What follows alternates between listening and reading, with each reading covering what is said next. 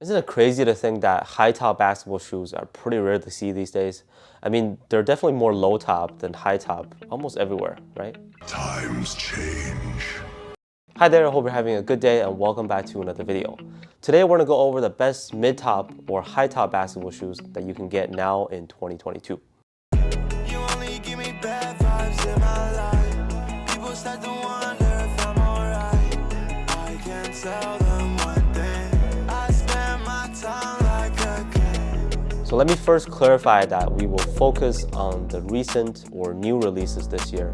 So shoes like the Jordan 36 or KD 14 have excellent performance, but they've been out for like a year now and their new versions are coming out. In fact, I just got my KD 15 package in. Anyways, before we get started, I also want to say that being a high-top basketball shoe doesn't necessarily mean that they automatically have great ankle protection. It really depends on the stability, materials, and ankle padding, so keep that in mind. The first shoe on this list is a no-brainer pick, the Kyrie 8 or Kyrie Infinity, whatever you like to call it. These I would consider a mid-top, and two best things about them is that one, the cushioning feels amazing.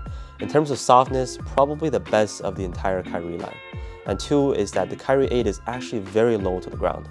This was a little surprising to me given that they're not a low top, but I absolutely enjoy playing in them and they also feel light on feet. Very smooth core feel. I would recommend going up a half size with the Kyrie 8 because the toe area fits snug. Next one up, a very recent release, a fantastic performer, the new Balance TwoWay V2. Like if you see them in store, give them a try and I'm sure you know what I'm talking about because the step-in comfort is amazing and it can be felt immediately. For some reason, they'll also feel much lighter than you would expect. The TwoWay 2 kind of has like a chunky look to it, and being a mid to high top, you think that they might be heavy, but they're actually one of the lighter shoes out there. To give you a reference, they are even lighter than the Nike PG6. Great traction, very loud and squeaky, and yeah, this is one that I strongly recommend you to try if you get a chance to.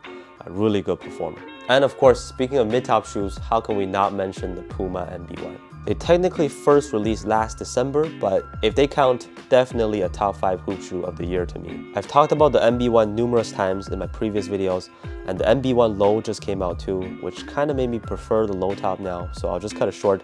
The MB1 has excellent traction, cushioning feels great with the nitro foam, and fluent transition from front to back. Dust pickup and weight are two minor issues in my opinion. Alright, now finally a high top shoe, the Nike GT Jump. Okay, I'll be honest, I'm still not a fan of the GT Jump, but I've heard from many people with positive experiences playing in them after a good break-in period.